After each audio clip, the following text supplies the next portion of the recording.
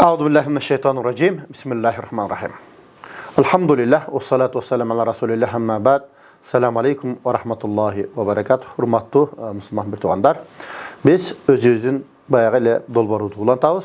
Алдагы болсо лейлек сүлүктүү молдолору долбоору. Биз ошол аксакалдарды биз конокко чакырдык. Андан кийин орто курактагылар эми биздин уже мына балдарыбызга, жаштарга кезек келиптир.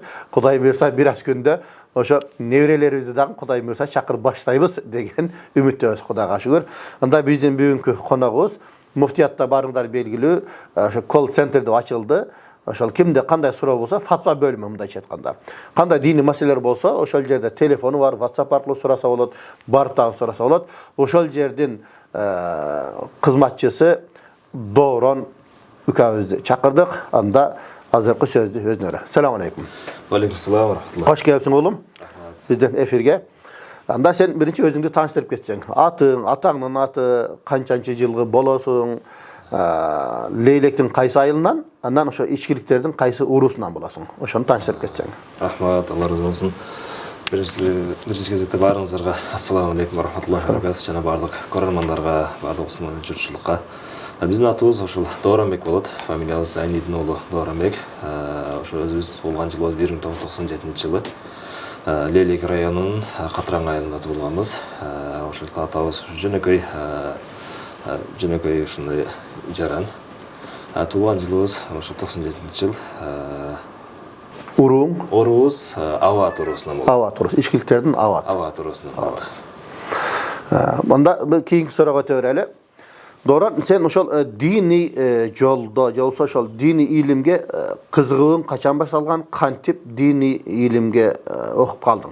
Бул боюнча биз эсимде бар, мен ушу 5-класс же 6-класс болушум керек. Бир 2008-2009 жылдары ошол негизде Алла разы болсун, бизден каттене деп сүйлөйбүз да. Каттене ошол учурларда атамды молдого алып бар эле, дамылага алып бар деп атамды урушуп жүрүп алып барган эле.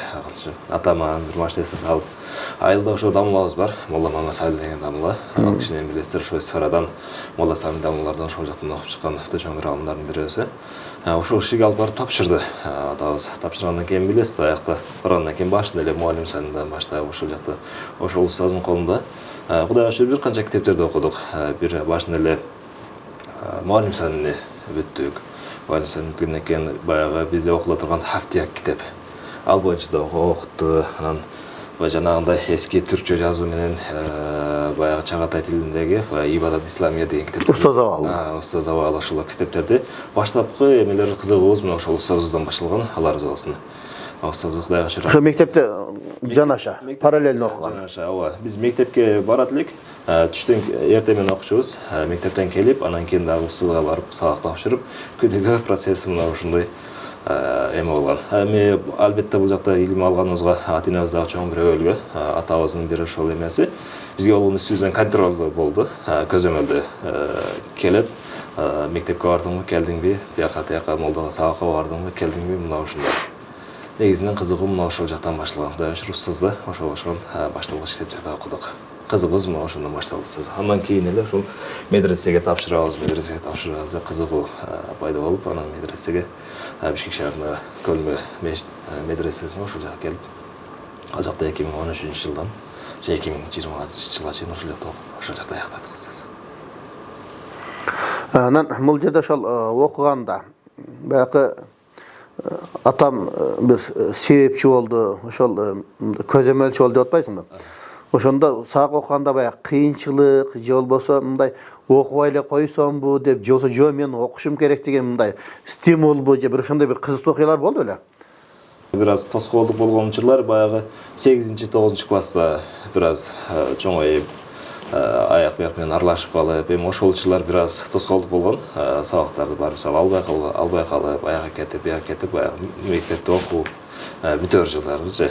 Ошол учурда гана бир аз эме болсо, калганы эми Кудайга шүгүр жакшы эле болгон устаз.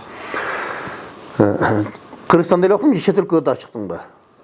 Кыргызстанда окудук, бул жакта Көлмө медресесинде 7 жыл окудук. Андан кийинки дагы ошо университет, колледждер дагы сырттан окуп, анан чет өлкөдө Турцияда окуп келдик устаз. Стамбулда окуганбыз. Ошо Стамбулда ошол тахассус фил ифта деп фатва боюнча адистикте ошол жакта. Ал жерде 2 жылдыкпы, 3 жылдыкпы? 2 жылдык. 2 жылдык. 2 жылдык ошол жакта окуп келдик устаз. Эми бул жерде анан ошол окууну бүткөндөн кийин диний ишмердүүлүк кантип башталды? Дин жаатындагы жумуш. Дин жаатындагы жумушубуз ошо окууну бүтүп келдик. Окууну бүтүп келгенден кийин бир жеке менчик мектептердин бирөөсүндө ал жакта ушундай балдарга таалим сабактар менен ошол жакта Кур'ан таалим ошол боюнча сабак берип жүрдүк. Диний ишмердүүлүк боюнча. Андан кийин эле ошол муфтиятта ошол кызмат орун бар деп калгандан ошол жака муфтиятка бардык. Муфтиятта ал жакта да бир 2 жылдай муфтияттын иш башкармалык жана чарба бөлүмүндө мечиттер боюнча ошол жакта иштеп жүрдүк. Андан кийин эле ошол муфтияттын колл-центрде диний кызматыбыз менен ошол. Демек азыркы учурдагы иш ошол жерде элдердин суроону жооп бермей, фатва бермей, мындайча айтканда. Алхамдулилlah. Демек ошол Туркияда окуп келип, өзүңдүн именно спесиң боюнча, өзүңдүн кесибиң боюнча ишти орноштуң да. Баягы өзүңдүн окуган кесибиң боюнча иштеген бул кызыктуу да. Бул жерде ошол жерде канча киши кызмат кылат колл-центрде? Колл-центрде негизинен 3 киши кызмат кылабыз. Келген суроолорго түзөмсүз чалуулар да келет, анан чат аркылуу, WhatsApp аркылуу суроолор келет. Ошолорго жооп беребиз. Күнүгө канча суроо келет? Эми бул звонок менен келгендерде бир 50-60, 40-50-60 мына ошонун ортосунда. Күндө телефон чалуулар болот. Телефон чалуулар болот. Анан телефон чалуулар жанагындай WhatsApp менен эмес, түз чалуулар болот. Түз чалуулар болгондо ошол жооп берилет. Анан WhatsApp аркылуу чаттар келет. Алда да бир күнүгө бир 200, 850, 150 ошон тегерегинде суроолор келет. Үчөөң үлгүрөсүңөр анан? Эми ал жакта көбүнчө бир обедке чейин, обедтен кийин дагы көп жалаң ошол менен болот. Анан анча-мынча да китеп текшерүү, башка иштер да болуп калат. Ошол менен алек болобуз. Жакшы. Се ал жерде баягы Жорой устаз Египетте 15 жыл окуп, анан 2 жыл ошол практика өтүп Египеттин муфтиятында. Ошол жакта күнүгө жүздөгөн суроолор келет. Ал жерде ушунчалык эл көп, элдин саны көп болгондуктан баягы муфтилердин санында бир 15-20 адам отурат, суроолорго жооп берип дейт эле. Азыр бизде анда 3 экен да. Азыр күндө. Эми ошол жерде баягы жалпы мына көрөрмандарга да кызык болушу мүмкүн да. Ошо келген суроолордун арасынан бул көбүнчө элдер эмнеге басым коет азыркы замандын талабына байланыштуу? Кандай суроолор көп келет? Эми азыркы учурдагы замандын талабы деп айтпасак деле көйгөй деп айтсак болот. Ошо талак маселеси. Талак маселеси көбүнчө эми устаз өзүңүз билесиз, талак маселеси бул эки тараптуу жакшылап тактап суралса, бул көпчүлүк учурда муфтиятка чакырабыз. Эгерде бир аймакта, региондордо болуп кала турган болсо, ошол жактарда казияттарга баргыла дейбиз. Негизи эң көйгөйлүү маселе мына ошол талак маселеси. Талак маселеси. Андан кийинки эле маселе азыркы күндө Кудайга шүгүр баягы элибиздин дагы диний эмеси жогорулап, көпчүлүк маселелер азыркы учурда ошо ислам экономикасы боюнча музараба менен ошо банктан машина алайын деп аттым эле, үй алайын деп аттым эле, мына ошолор боюнча талаптар көп. Анан дагы жалпы күнүмүз суроолор дагы мына ошондой эң актуалдуусу мына ушул маселелер ислам экономикасы боюнча. Анан бул жерде баягы муфтиятта ошол өзүңөрдүн оозуңардан бир угуп койсокпу деген бир максатта айрыкча мына күзгүсүн, кышкысын, жазгысын күн суутуп калыптыр. Мисалы баягы маасы маселеси го бизде. Анан баягы бир наски байпак чыгып атпайбы азыр? Жанагы мастарта болот деген байпак. Мен билгенден Чубак ажы өзү жеке өзүнүн оюн айтып туруп уруксат берген. Бирок бизден ошол уламалар кеңеши, Моло Сабыр Дамылла, ошол уламалар кеңеши бирип туруп ортодо ага уруксат берген эмес да. Себеби ошондо мен билем, Моло Сабыр устаздын айткан сөзү бар эле да. Мисалы ал наскини мисалы сен кийдиң. Кийип алып туруп наскиңе сен мас тарттың. Ана сени көргөн адам ал бул кандай наски деп сурап отурбайт. Боло берет экен да, мына молдеке тартып атат деп наскисине мас тартып ала турган болсо, анын дарат эмес, намаз эмес. Ага ким жооп берет деп ошондой баягы эмелерди кээ бир мүчүлүштөрдү эске алып туруп уруксат берген эмес эле да. Ошол боюнча фатва кандай азыр бизде? Эми биз анча-мынча эми өзүңүз билесиз, ал учурда эми сиздер биз эми студент мезгилдери эми анча-мынча ушул маселелерди укканбыз, бирок азыркы күндө эле ошол эле Алымдар кеңешинин фатвасына эле фатва беребиз бардыгыбыз эле. Кыргызстан Алымдар кеңеши тарабынан бул маселеге уруксат берилген эмес деп эле жабылып берилген. Мына ушундай.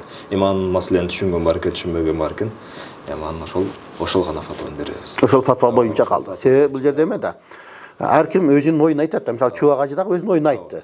Мисалы фикх маселесинде эле карасак, Имам Азам өзүнүн оюн айткан, бирок шакирти Абу Юсуф башка пикирди айтып атат. Имам Мухаммад башка пикирди айтып атат. Имам Зуфар башка пикирди айтып атат.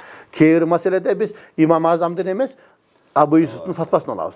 Бул жерде дагы ошондой маселе болуп туруп, биздин убагыбызда ошол маселени Молла Сардамла ошентип чечкен эле. Демек, ошол фатва ошол бойдон эле. Ошол бойдон эле. Ооба, ошол бойдон эле. Демек, Кыргызстанда бизде алымдар кеңешинде рухсат жок.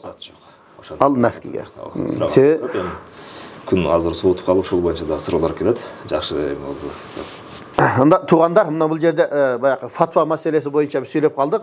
Ошо фатвага байланыштуу, талакка байланыштуу мен бир ошол окуяны айтып берейин. Бул атагы чыккан, даңкы чыккан айыл деген бир окуя бар да.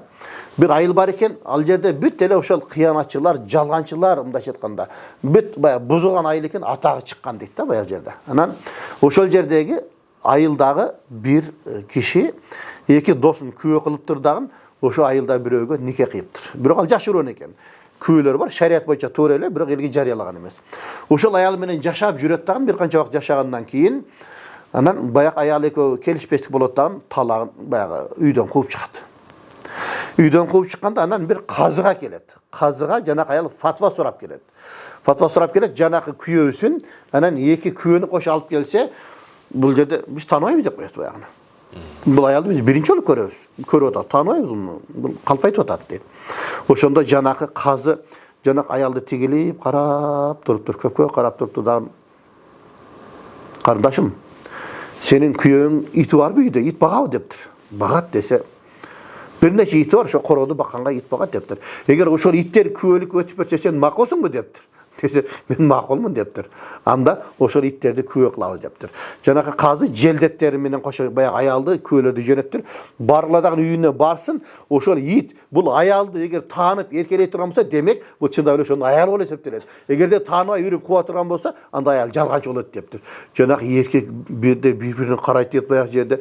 Барса эле дейт, баягы иттер чуркап чыгып эркелеп баягы аялды айланчыктап калыптыр да.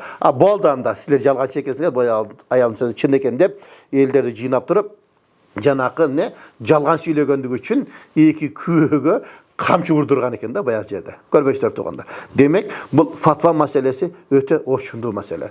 Өтө жоопкерчиликтүү маселе. Ошондуктан ар бир иште жоопкерчилик керек, бирок айрыкча мына фатва маселесинде өтө жоопкерчилик чоң. Ошондуктан мына бул жерде ошо Доорон үкабызга ийгилик каалайбыз. Ушундай бир өтө жоопкерчилик иште Кудай Таалам тавфик берсин, ийгилик берсин иншалла. Анда биз ошол сөздүн акырында келген ошо биздин конокторубуз эфирдин акырында азыркы жаштарга өзүнүн бир насааттарын айтат. Анда Доорон, сен азыркы жаштарга кандай кеп кеңеш насаат айтат элең? Эми камераны карап туруп өзүңдүн кеп кеңешиңди, насаатыңды айтып кой. Рахмат, Алла разы болсун. Эми азыркы жаштарга азыркы заман ошол акылдын заманасы, окуу, илим, билимдин заманасы болуп калды. Ошол учурда кайсыл тармак болсо дагы, эгерде биз кайсыл тармакты окусак дагы, тармагыбыз кандай болсо дагы ошол нерсени бир майын чыгарып, канын чыгарып окусак, мейли ал баягы азыркы учурда баягы илим пайдалуу жана пайдасыз илим болуп бөлүнбөйбү?